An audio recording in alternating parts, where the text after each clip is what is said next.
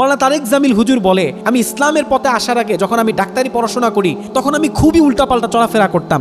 দৈনিক আমি মুভি দেখতাম। বলিউডের এমন কোনো মুভি নাই যেই মুভি আমি তারেক জামিল দেখি নাই, এবং আমি 200-400 গান সবসময় অল টাইম আমার মুখস্থ থাকতো।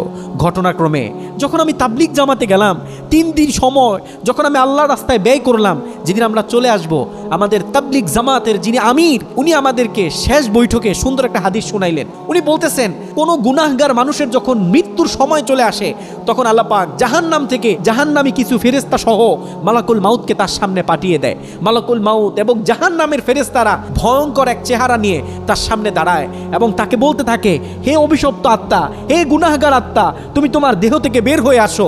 ওই রুহটা তখন বের হতে চায় না। মালাকুল মাউত ওই গুনাহগারের শরীরের ভিতরে হাত ভরে দিয়ে রুহুটাকে টানতে টানতে বের করে। তখন এত পরিমাণে কষ্ট হয় যেটা একটা মানুষ দুনিয়াতে কখনো পায়নি। মাওলানা তারেক জামিল হুজুর বলতেছে, যখন আমি হাদিসের এই বর্ণনা শুনতেছি তখন যেন আমার শরীরটা থরথর করে কাঁপতেছে, আমার ভিতরে যেন একটা ভয় ঢুকে গেছে।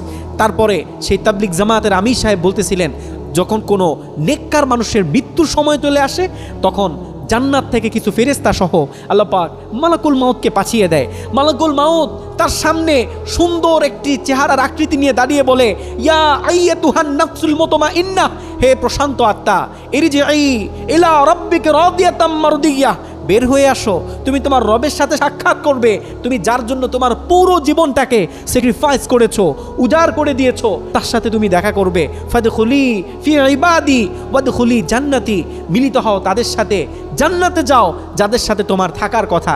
এগুলো বলে বলে আজরাইল তার রূহটাকে কবজ করে। মাওলানা তারেক জামিল হুজুর বললেন, আমি আমার নিজেকে জিজ্ঞাসা করতেছিলাম, হে তারেক জামিল, যদি তোমার এখন মৃত্যু হয় তাহলে কোন ফেরেশতা তোমার কাছে আসবে, জান্নাতের ফেরেশতা নাকি জাহান্নামের ফেরেশতা? তখন আমি নিজেকেই নিজে ধিক্কার দিতে থাকলাম আর বলতে থাকলাম, এখন যদি তোমার মৃত্যু হয় তোমার কাছে জাহান্নামের ফেরেশতা আসবে। ওই বৈঠকে বসে আমি ওয়াদা করলাম এবং আমি আল্লাহকে সাক্ষী রেখে বললাম যে আমি এই 3 দিন শেষ করে চলে যাব না, পুরো 3 চিল্লা তথা 4 মাস সময় আমি আল্লাহর রাস্তায় ব্যয় করে দিব। মাওলানা তারেক জামিল হুজুর বলেন, 3 দিনের জন্য মাত্র তাবলিগে গিয়েছিলাম আর আমি একসাথে 4 মাস আল্লাহর রাস্তায় সময় ব্যয় করে দিয়েছিলাম। সুবহানাল্লাহ।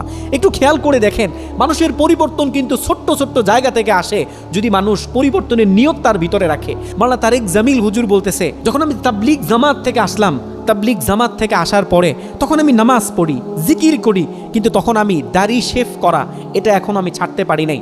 আমি প্রতিনিয়ত দাড়ি শেভ করতাম। একদিন জুমার নামাজের আগে আমি দাড়ি শেভ করার জন্য আমার মহল্লার ভিতরে সবথেকে ছোট যে দোকান, ভাঙাচুরা যে দোকানে কাস্টমার কম থাকে, এরকম একটা দোকানে গেলাম যেটা আমি দাড়িটা শেভ করে তাড়াতাড়ি নামাজে যেতে পারি। যখন আমি দাড়ি শেভ করতে গেলাম, গিয়ে দেখি যে দোকান ভরা কাস্টমার, লোকজন আসছে, তারা দাড়ি চুল কাটবে, শেভ করবে। তখন আমি নাপিতকে বললাম যে ভাই কতক্ষণ পরে আসবো?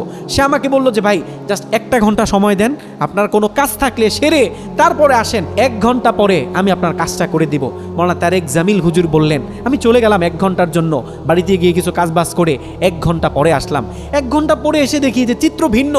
আগে যে মানুষ ছিল এর তুলনায় দোকানে মনে হয় এখন মানুষ আরও বেশি।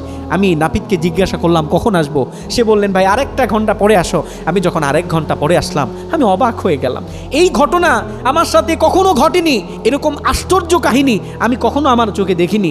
যেই দোকানে অন্য সময় কাস্টমার থাকতো না, যেই দোকানে অন্য সময় মানুষ চুল দাড়ি কাটার জন্য ভিড় করতো না, প্রথমবার গিয়ে যে মানুষ দেখেছিলাম দ্বিতীয়বার মানুষ তার থেকে বেশি, দ্বিতীয়বার যে মানুষ দেখেছিলাম যখন আমি এখন তৃতীয়বার এসেছি এখন দেখি মানুষ আরও বেশি। মাওলানা তারেক জামিল বলতেছে, তখন আমি বুঝতে পারলাম যে আমার রব চাচ্ছে আমি যেন দাড়িটা না কাটি, আমার রব চাচ্ছে যে আমার চেহারায় দাড়িটা থাকুক, চেহারাটা নুরানি হোক।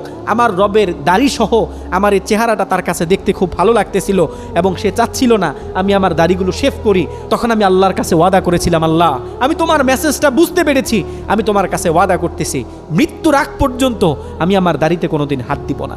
একটু ঠান্ডা মাথায় চিন্তা করেন না, একটু নিজেকে জিজ্ঞাসা করেন, এরকম মেসেজ, এরকম ধাক্কা আপনার রবকে আপনাকে একবারও দেয়নি? আপনি একটু মনে করে দেখেন ওই দিনের কথা যখন আপনি বিপদে পড়েছিলেন, আপনি আপনার আত্মীয় স্বজন, পাড়া প্রতিবেশী সকলে বলেছিল তুমি এই বিপদ থেকে বাঁচতে পারবে না, কিন্তু আপনার রব আপনাকে ওই বিপদ থেকে বাঁচিয়ে দিয়েছিল। আপনি তার কাছে মোনাজাত তুলে কান্নাকাটি করেছিলেন।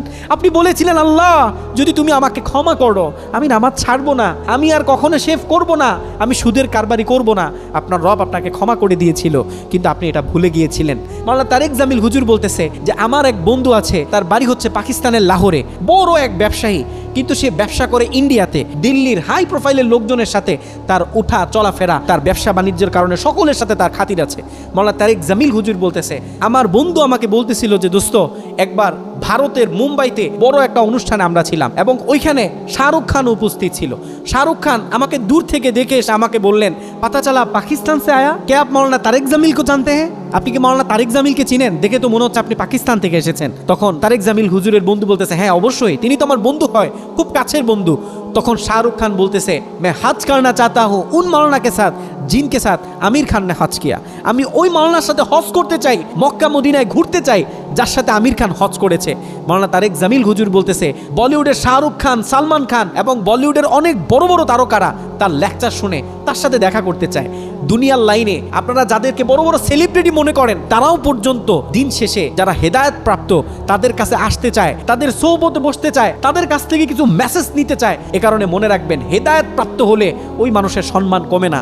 আল্লাহ পাক আমাদের সকলের জীবনে হেদায়েত দান করুক, আমিন।